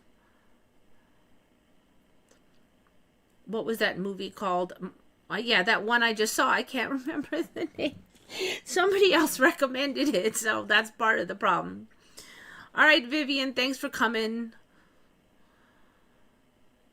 There's no time. Yeah, I don't know. It just so that's part of the problem is I sell stuff, I gotta package it and I gotta prepare. Some things have to do, have value added that I have to do and then put it and package it and all that stuff. It's not gotten any faster for me to do.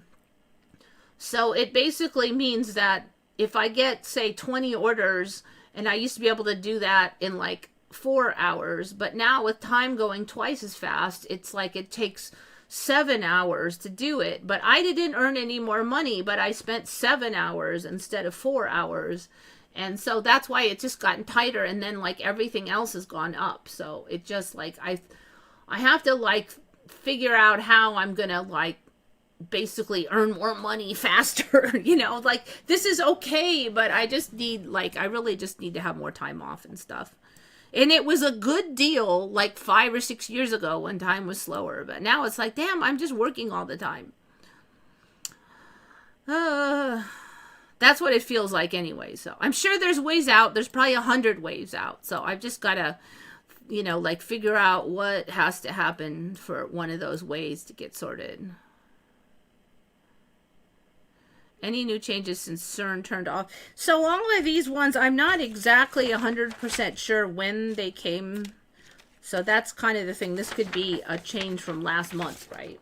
Did I see any magical sudden shifts in my immediate vicinity? I have not, but I don't see those every week anyways. So I don't know if any of you guys saw any this week personal Mandelas that were different last week, because I haven't. I'll keep my eyes open.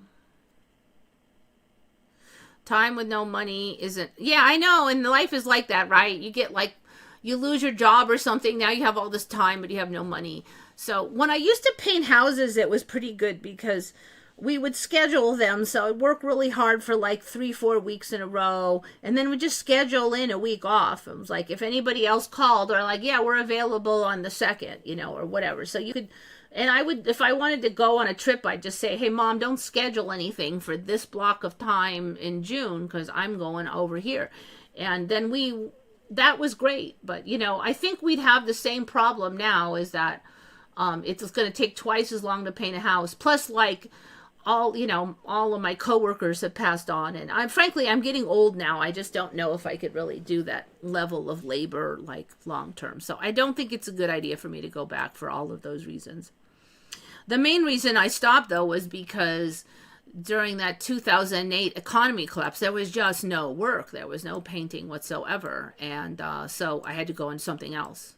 There have been a few customers that asked me to come back and paint, but I'm it's just me. It take me a month to do your job. I have this job over here. Who's going to do that? So I was not able to do it.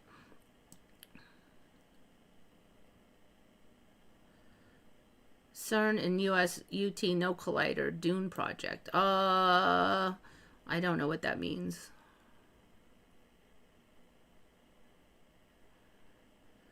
If I watch one episode, what are we talking about here? We actually need something that we can watch, because that one movie we watched was just one movie. So if we do a series and it's really good, that's great, because every week we have something lined up, which is the next episode of the series. When we're doing movies, it's all right, now what next week? Okay, now what next week? Now, so it's you have to keep asking it over and over. I looked at Severance. I do not think that one is going to be something that everybody in the group is going to like. So that's the additional thing. It has to be something that kind of will work for everybody. So if it's just really good, And it's not like too slow, because we have some people who don't like the slow ones.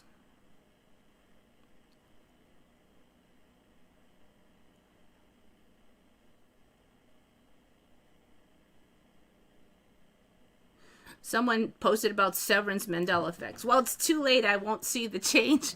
Unless I did, that would be weird. If I watched it and then after they posted that, I guess that could happen. Yeah, I mean, it's happened before, so I might not, the changes may not have happened for me yet, whatever they are.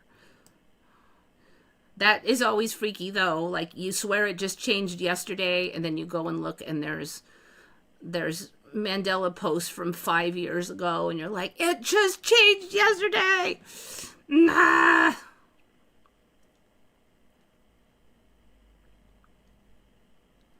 I'm still reeling from Amsterdam.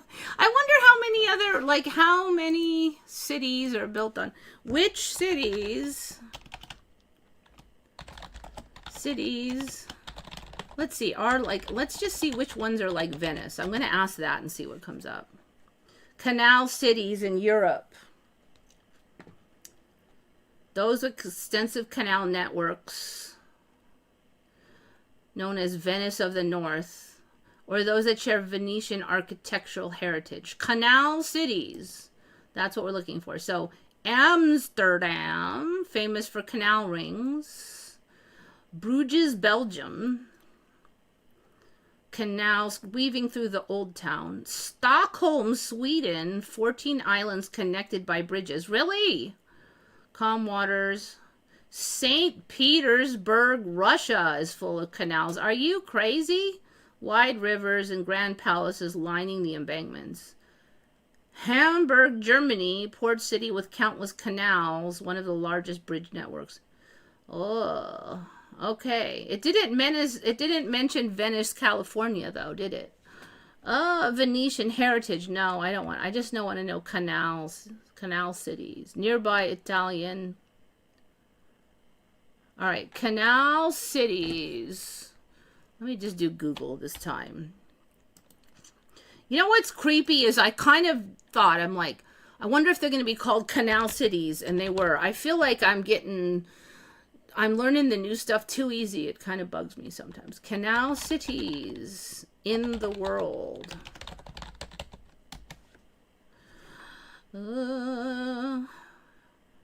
Amsterdam. Cape Coral, Florida. So Florida has it. Okay, we did have Cape Coral, Suzhou, China, Venice of the East, Bangkok, Thailand, Hamburg. I wonder if it's like the California Venice, though. Like, there weren't that many, and they're like sneaking in. Because I saw a bunch of that stuff over there around the Palm Islands and stuff. First there was Palm Islands, but now we're seeing canals like magically working their way into the interior there, all around those Palm Islands. So I'm thinking maybe Hamburg, Germany, and those, they were like that too. Like they didn't have any, but they've been wiggling in. Bruges. I want to see Cape Coral, Florida, because that's crazy. Cape Coral, Florida. Hamburg, Germany's. Bangkok, Thailand. Oh, so like Venice isn't, that must be why we don't really even hear about Venice that much. Like Venice used to be this special thing because of all the canals, but now they're freaking everywhere. So who gives an F? Cape Coral, Florida. I'm gonna, you know what? I know. Okay, this is a time for Google Earth, because then we can really see how many canals are on there. Versions. Start.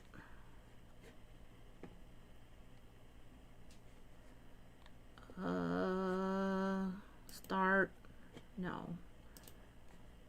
How come it's, wait, explore Earth. There it is. All right. Cape Coral, Florida. Bloop. All right. Ooh, there's a lot. Check that out. It's all canal. I think we looked at this before, but there was just a bit of it. All right, let's see. Where are we? Okay. Dang, look at that big lake right there. What is that? Lake Okeechobee. It's huge now. All right, so wait, is that all canals? No, that's just agriculture, I think. Stop. All right, so Cape Coral. That's a lot of canals. So this is kind of like what we were seeing around the Palm Islands, where these, and I'm seeing this around Iran too. It's sneaking in. It's not as advanced as some of these, but I think Iran's going to get these. All right, so yeah, styling. Well, it must be. So they have roads too. Looks like, which is the best of both worlds, because you can get in there on a road, or you can paddle around. I think that would be fine, because if you can only get in on a boat, that's kind of a pain. All right, Cape Coral. Wow, there's a lot. Okay. That must be super rich people. Then there's more over here. Yeah, those are all it too. Styling. All right, so that's okay. Let's look at Hamburg, Germany now. Hamburg. I can't believe Hamburg, Germany. Hamburg, Germany. So like some of these I have seen lately, some canals, but then I'm like, well, they got one or two canals or something on the edge. It's not like I thought there was hundreds of blocks of them. All right, so Hamburg. Oh, it's not the same. Well, okay, this is canal. All right, so what? The canals are so dirty they look like roads. Maybe that's how it sneaks in there. You think it's a road from a distance, and then you're like, oh, it's filthy, stinky canal water. Why is it so brown? That looks hideous. Okay. Hopefully it'll clean up later. Dang. Just this area is brown, and over there it looks, well, it looks gray. It's not that good. All right, so I feel like this one hasn't been thoroughly infiltrated yet, though. It's probably working on it. All right, what else did they say? Bruges,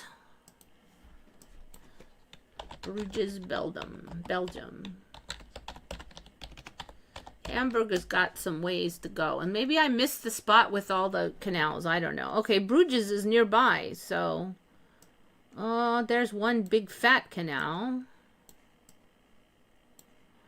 So this is the kind of stuff I'm seeing in a lot of places. Just like a few are coming in. So that's interesting, because maybe then they're just going to spread everywhere. I don't know. So is it people, are those real people that are going to populate the sudden canals that didn't exist last year? Or did they come in for a timeline that always had those? I don't know. All right, so there's canals, but there's not a million houses on the edge of a canal. They're getting there. There's some early systems put in. Okay, so like these. Oh, lots of roads, too. That's kind of neat.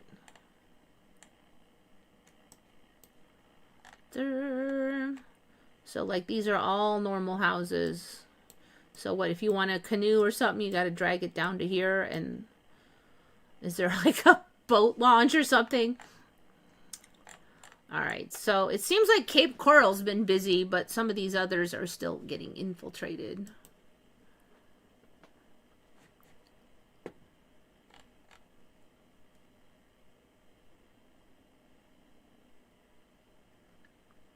There's a guy in England who's being sent to jail for cleaning out a canal without a permit. I don't know what happened in the UK. They've completely, like, the government, the police there have lost their mind. I mean, I like, you go to jail because you didn't have a permit to clean the canal. But if you're running around, like, shoving people and kicking them, it's like a slap on the wrist, you know? I mean, like, it's just... It's insane. You go to jail because you posted a meme, but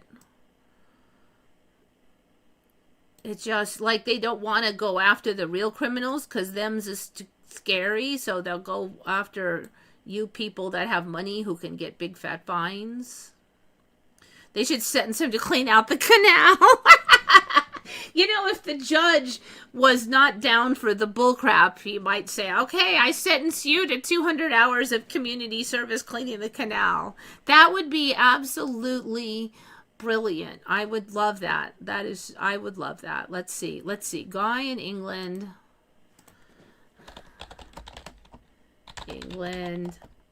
Jail, cleaning canal permit. Is that enough?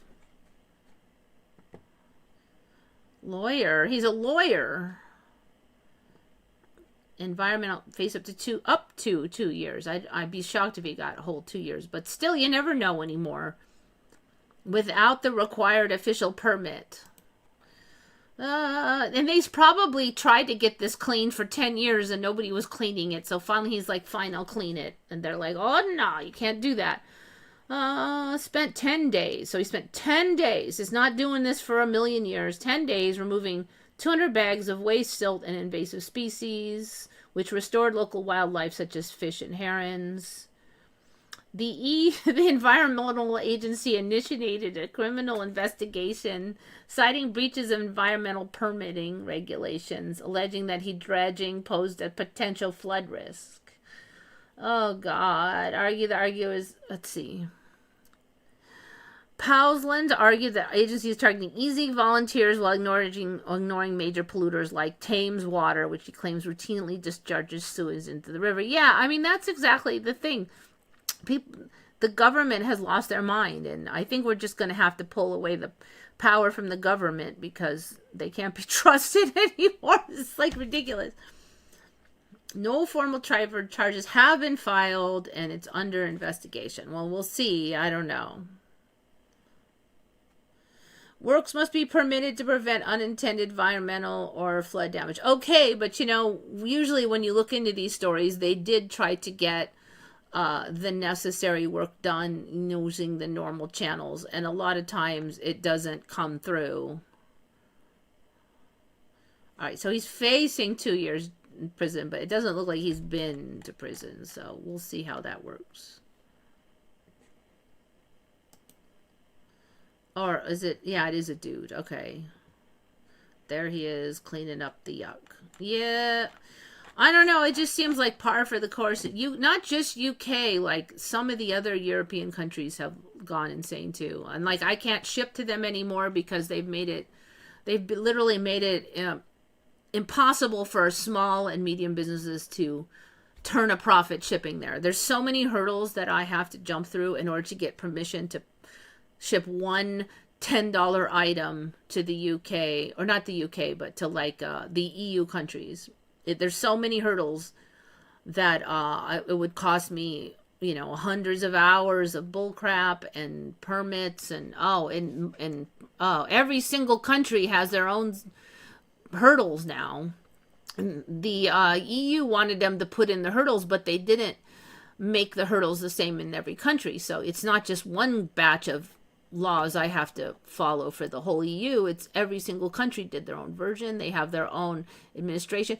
I feel like they're basically doing this to prevent most of the commercial shipping, because there's just, the way they've set it up is only large companies could tolerate doing all this. It has to be on purpose. Either they're the dumbest humans alive, or it's to favor the larger businesses. And I think it's probably the latter. Anyone been following bricks and minifigs? I have, but not the latest. Not the latest. It's just another example of some evil business person using lawfare, and, I'm not really shocked. I do think it's good that more people kind of learn what can happen, but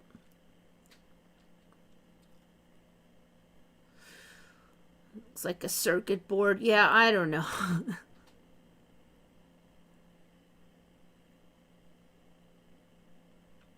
All right, well, I'm suddenly getting really sleepy, and yeah, the EU's gone insane. I never thought I would see it, like how governments have suddenly just, I mean, maybe it's because they have to collapse, so they just have to be that dumb so everybody can see a bunch of stuff and just say no to the dumb. I don't know. I'm hoping it's that. And maybe it's 10 different things and 10 different timelines. So, what do you want to see happen out of this?